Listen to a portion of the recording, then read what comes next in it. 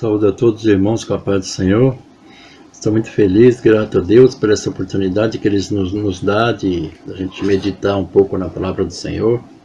E hoje quero falar sobre clamar a Deus. Quero ler para os irmãos em Jeremias, capítulo 33, versículo 3. Diz assim: Clama a mim e responder-te-ei, e anunciar-te-ei coisas grandes e firmes que não sabes. Amém? O profeta Jeremias era apenas muito jovem quando começou a proclamar uma severa mensagem ao povo de Israel. A nação precisava entender e precisava se arrepender dos maus caminhos, sob pena de ser destruída. O ministério dele começou mais ou menos em 626 a.C.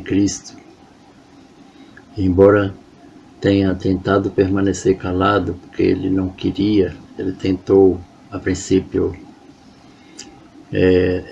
não aceitar, ele foi comovido a fazer, porque ele mesmo diz: então disse eu, não me lembrarei dele, e não falarei mais do seu nome, mas isso foi em meu coração como um fogo ardente, encerrado nos meus ossos, e eu estou afadigado de sofrer e não posso.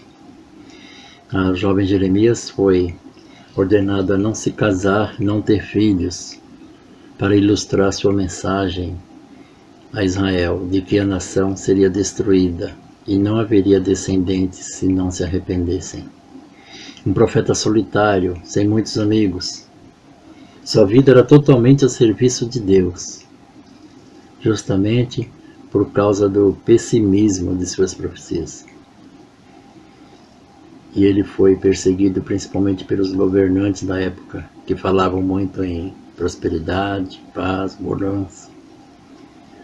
E ele foi então aprisionado, porque era um calo no sapato daqueles governantes. Foi aprisionado, encarcerado no pátio da guarda, por causa de suas profecias, e naquela situação, naquele local, ele então ouve a voz daquele que era seu refúgio todo o tempo, ouve a voz de Deus. Jeremias: clama a mim e responder-te-ei, e anunciar-te-ei coisas grandes e firmes que não sabes. Não sei, irmãos, o que se passava na cabeça dele. Não sei o que ele estava fazendo. Se ele estava ali com medo de morrer, se ele estava chorando, se ele estava orando, se ele estava ali triste, abalado. A Bíblia não menciona. Mas sabemos que ele estava angustiado, estava triste, porque ser preso naquela época era uma situação de sofrimento, de solidão, né? Além de perder a liberdade, ele estava ali sendo tratado como um malfeitor. E naquele momento, naquela solidão, naquela situação triste que ele se encontrava, Deus fala com ele. Também acontece conosco isso. Tem muita gente que quer ouvir a voz de Deus, que quer a bênção, mas não quer passar pelas lutas. Tem gente que quer prosperidade, mas não quer pagar o preço. Não quer buscar Deus, não quer clamar por Ele.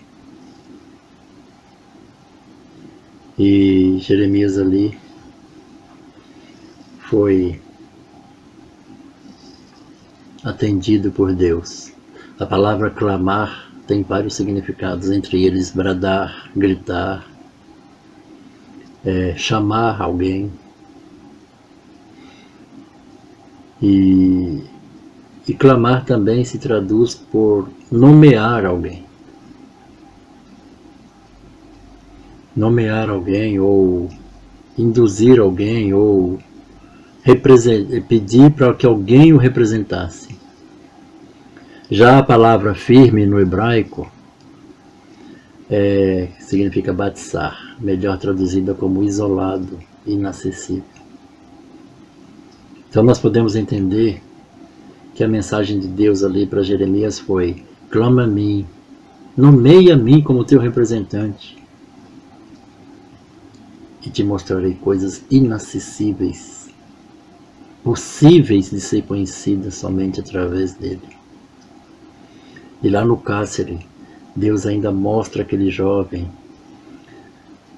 as coisas que sucederão a Israel. Deus nomeou Jeremias, e este, por sua vez, escolheu servir a Deus. E jamais foi envergonhado ou abalado, mesmo em meio ao declínio daquela nação e pela perseguição dos reis. E sobre esse maravilhoso versículo do livro de Jeremias, que eu quero alongar um pouquinho mais. Eu quero entender que a gente conversa com Deus, que a gente fala com Deus, e Deus nos ouve quando a gente clama com o coração, não berrando, não gritando para que Deus escute lá do céu. Quando estamos no fundo do poço, quando não há saída, Deus nos atende, Deus nos ouve, Ele está ali prontamente para nos ouvir. E quando a gente está no fundo do poço, irmãos, só tem uma saída, que é para cima. Não tem mais para onde ir. Então a gente vê uma saída nos céus. Quando a gente está por lutas, por perseguição, por angústia, por tristeza, você pode buscar solução em qualquer coisa. Em remédios, em farmácias, em médicos. Você só vai encontrar um refúgio verdadeiro com Deus. Em algumas outras partes da Bíblia, por exemplo, Agar, e ela chamou o nome do Senhor, que com ela falava: Tu és o Deus que me vê, porque disse: Não olhei eu também para o Deus que me vê? Gênesis 16:13. Onde estava Agar? No deserto, sem destino, sozinha, desolada, perseguida, sem planos nenhum, sem direção. E ali Deus vê. Agar nomeou Deus como o Deus que me vê. E Deus viu Agar. E Deus consolou Agar. E Deus revelou a Agar um futuro. E diz assim: Porquanto eu ouvi a tua aflição. Gênesis 16:11. Porquanto Deus ouviu a aflição, Agar clamou. Abraão também nomeou Deus como o Deus que provê. Você não viu isso? Gênesis 22:14. E chamou o monte daquele lugar: O Senhor proverá, donde se diz até hoje: No monte do Senhor se proverá. O patriarca em Moriá, na companhia do seu filho, Isaque, atendia a um chamado de Deus. Sobe ao monte e sacrifica teu único filho a mim. Gênesis 22.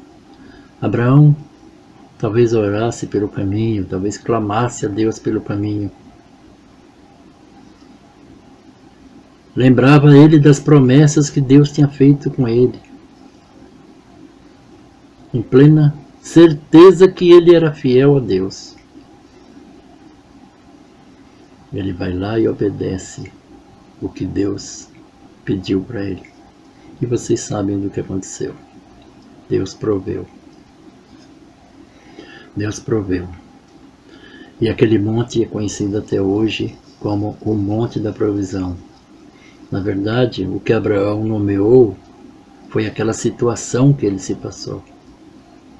elegeu Deus como provedor. E grandes coisas aconteceram naquele lugar. Glória a Deus. O próprio Deus também se apresenta como o Deus suficiente. E eu apareci a Abraão, Isaque e Jacó como o Deus Todo-Poderoso. Mas pelo meu nome, o Senhor, não lhes fui perfeitamente conhecido. Êxodo 6:3.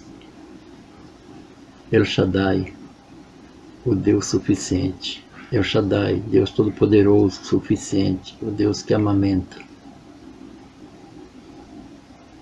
Deus estava dizendo que havia muito dele a ser revelado. Muito dele. E ele era suficiente para suprir toda a ansiedade humana, dos seres humanos. Toda a ansiedade dos seres humanos, Deus é capaz de suprir.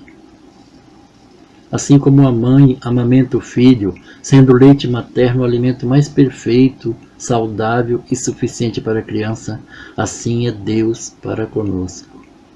Deus é suficiente. Moisés também clama ao Senhor e ele se apresenta como o Senhor que te sara.